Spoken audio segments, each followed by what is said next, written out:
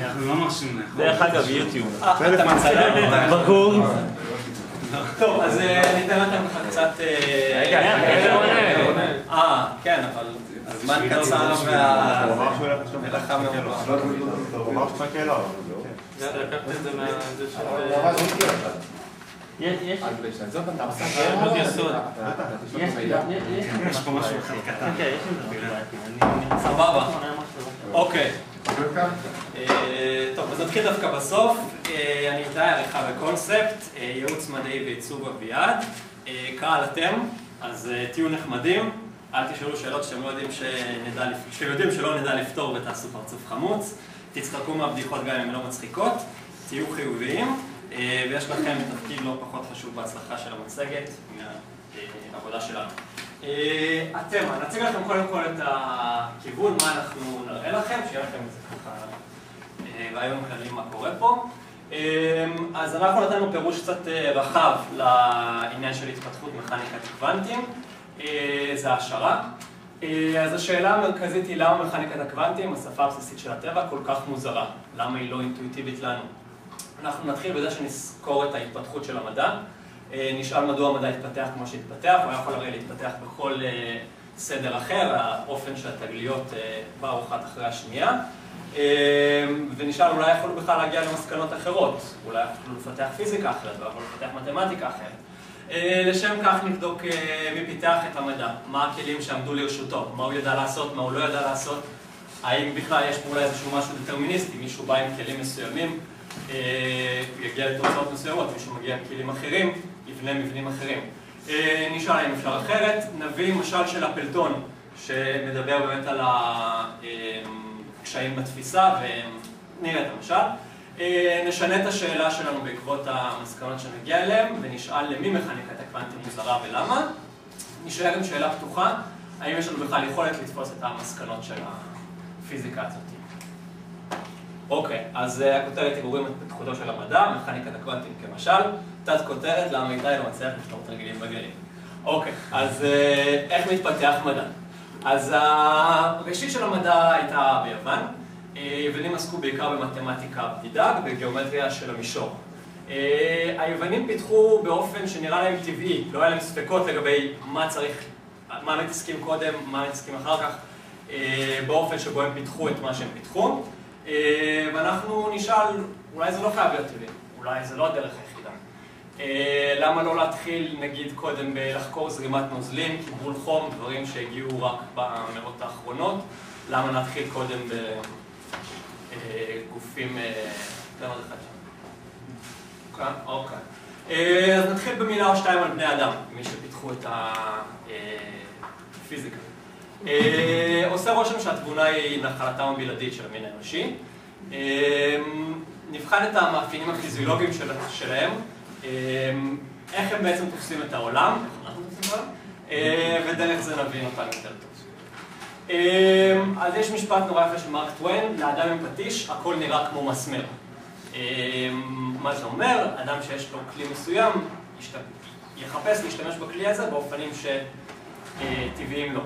אז חוש הראייה שלנו, החוש הדומיננטי שלנו, החוש שאנחנו משתמשים בו גם הכי הרבה במדע שאנחנו עוסקים בו, אנחנו לא מדברים נגיד על מבנים של קול, זאת אומרת אנחנו מייצגים את הקול באופן ויזואלי, לא מייצגים את זה באמצעות חוש מישוש למשל, לא מייצגים את זה באמצעות חוש הקול, אנחנו מאוד אוריינטציה מאוד ויזואלית. אנחנו מסוגלים להבחין מאוד טוב בקווים ישרים, רק שנייה, אביעד, אתה עשית את העניינים עם הקווים ישרים שזה נשאר ככה? אוקיי, אז אנחנו מסוגלים מאוד טוב להבחין בקווים ישרים, יש לנו יכולת מאוד גבוהה להבחין מתי קו יש לו מעט עקמומיות ומתי הוא קו ישר מוחלט. זו יכולת מולדת טבעית שלנו. אנחנו מבחינים צורות גיאומטריות בייחוד עיגולים, מרובעים, קווים ישרים באופן מאוד גבוה. ואנחנו גם, אם נשים לב איך אנחנו מסתכלים, אנחנו מפרידים תמיד בין תמונה לרקע.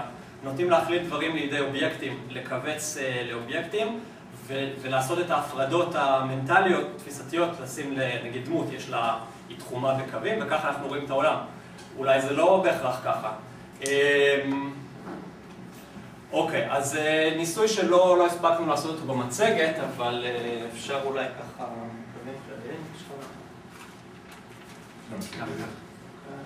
אז סתם, זה לא... בדקו את זה באופן בניסויים הרבה יותר זה. אם אני אצייר לכם את הקו הזה, ואני אצייר לכם קו שיש לו, אפילו פחות, מעט התמומיות, הדבר הזה ישר תדעו שהוא לא קו ישר. יש לנו יכולת ממש טבעית לדברים האלה, יש לנו גישה מאוד מהירה לדברים האלה.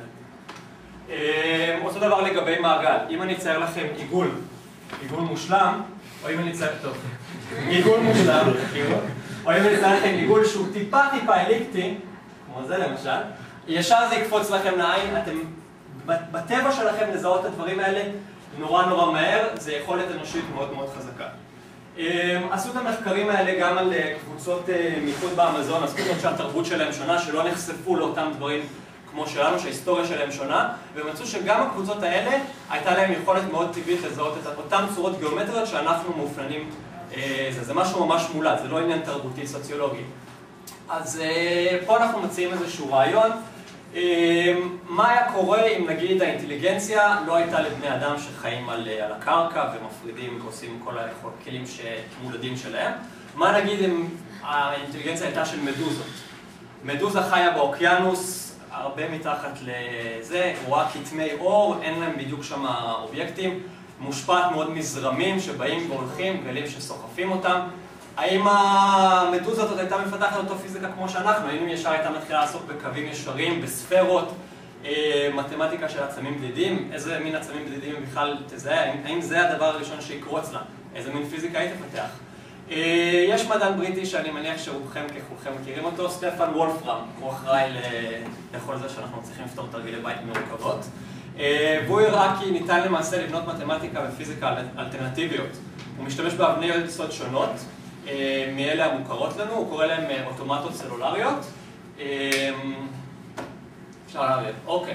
אז תחילה נטפל במודל הקלאסי לחקירה מדעית, ואז נראה באמת את החידוש של וולפרם. אז במאות האחרונות העיסוק המדעי האידיאלי היה של איסוף תצפיות והשארת חוקים שיסבירו את סך התצפיות שנאספו. מאין יגיעו החוקים? מעולמו הפנימי של המדען שמושפע מניסיון החייו, בסוגריים כנראה אדם.